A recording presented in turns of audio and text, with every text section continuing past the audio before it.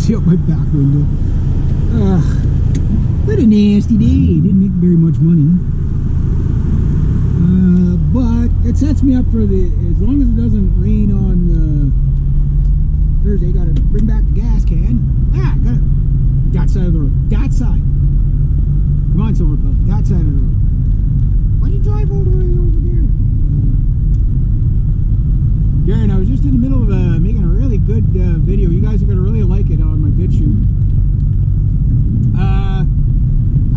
You know, it's kind of funny. I'll talk a little bit about the bit shoot. That's where I do all the controversial stuff. And, you know, like, you love me here, but you'll hate me over this. Like, he believes in this, he believes in that. I hate the guy. Look at that brand new couch and chair. You know, that's where I have all my unsavory, unpopular opinions and whatever. But really, I'm not a hateful guy, right? But I'm just a man passing through time and, you know, witnessing all the craziness that we're going through.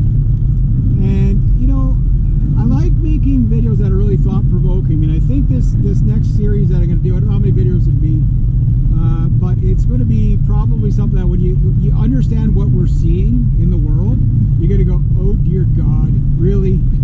I thought it was bad. You know, it's like, the worst is behind us, right? No.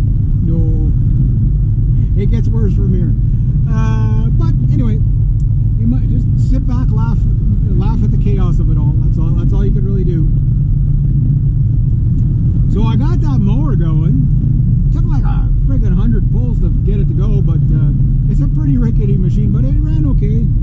I still had gas. I didn't know if I had gas there, so I took my client's gas from the other place, and I said, okay, well, if there's gas there, I'll bring this one back. So unfortunately, I got to burn gas going out there. Not that I got to go far, but yeah, it's not a very, very paying day kind of thing.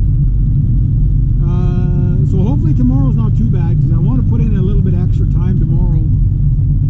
I got to see one of my buddies there drop off some topsoil,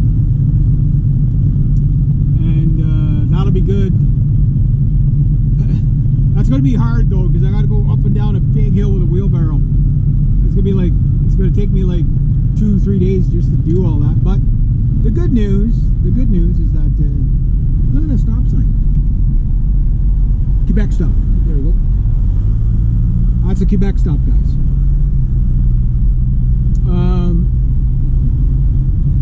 Anyway, I was telling my buddy Derek, I'm like, yeah, I said everywhere you're dumping dirt there, I'm filling the guard box. Yeah, he goes, I seen you. Yeah, so it's like we got a buddy system going on here. So he said he just broke his friggin' excavator there, so he's got to fix that. That guy's a busy man, so he's going to call up my client and let her know, you know, like, I said, make sure you call her, because like, just because like she's not going to need that much, right? It's 9 raised bed gardens, but like it's just to top them up. It's not like filling the whole thing, right? So it's still a lot of work. Don't get me wrong, it's a lot of work, and it's a lot, but just to top them up, maybe about 6 inches each. You know, so that's a lot of topsoil. It's definitely a trailer load anyway, but not a full tandem load. Like she'd have that there for like 5 years. She'd never get rid of it. You know. Here I do gotta stop. I can't see nothing. But I saw my buddy Paul at the gas station, and he was heading out to cut the grass out here across from where I was supposed to cut the grass. But that lawnmower was broken. But at least I got all the grass there cut for the most part.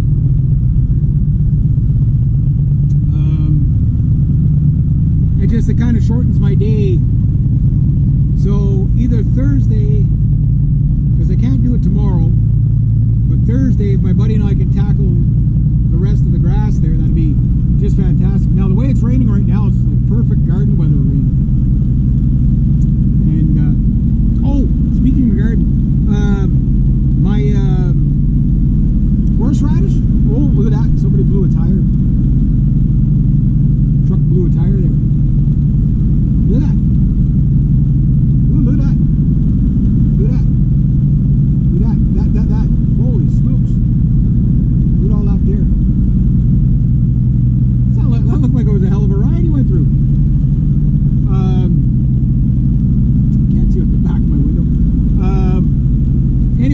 so I got that other client that I got to do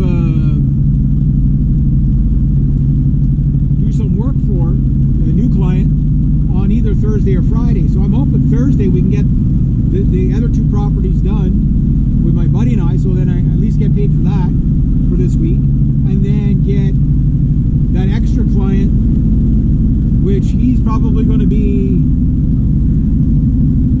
if the weather's nice, I'll be able to do like 3 days with that guy for to paint his house, or well, cottage slash house. And there might be, it looks like when you first assess a place, it's like you're like, okay, it looks like a bit of work here, but then as soon as you start getting into it, it's like, wow, there's a pile of work here that needs to be done. You know, so it's always, if they, you know, what their budget is, you have to go with whatever their budget is. But the cool part is that if he can become a reliable client that needs me every week all summer, and I could fit him on a fixed day, I could have 4 days in a row, Monday to Thursday, completely covered, which is a little bit more income security for me, but it also still leaves me with a 3 days spare, you know. But I got to be careful with my spares. I have to have at least 2 days spare, either to have 2 days off or make up for like days like today. So today I did like I used the push mower, which was very fatiguing today. I was in the net like this, the helmet, so the fly net, the helmet, plus it was hot, plus I'm pushing the mower, plus I had the raincoat on, you know, while it was raining lightly. So that was very fatiguing doing that, plus there was hills and everything there. So that, you know, like that's it's hard work. So I didn't get the work done that I wanted to do today.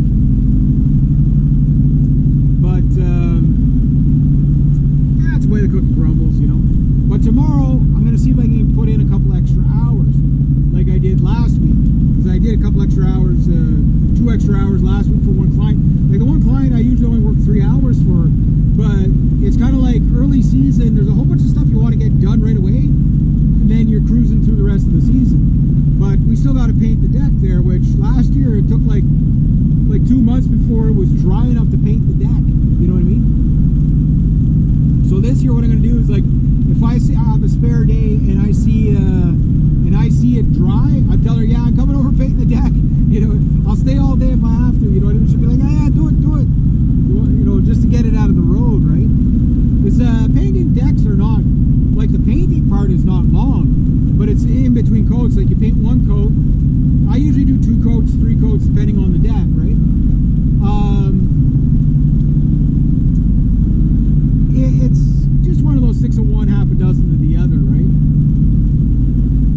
So it's like, but it also depends on whether you're doing a stain, whether you're doing actual paint, getting the paint matched, having enough paint to finish the job, how much sanding you have to do, because I always sand my, well, not everything, but like decks particularly, I chip off all the old stuff, sand off whatever I can to ensure that I,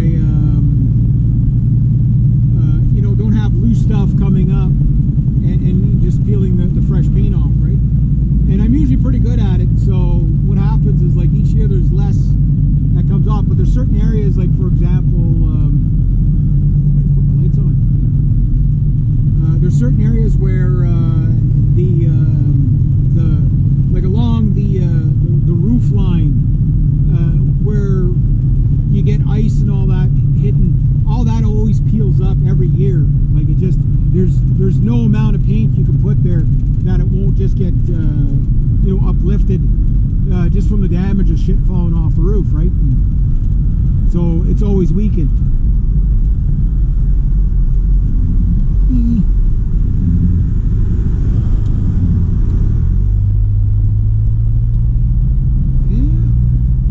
The garden anyway. That grass is going to get insanely long. Oh my god. All this rain. It's nuts. It's lunacy. Yeah. Oh well.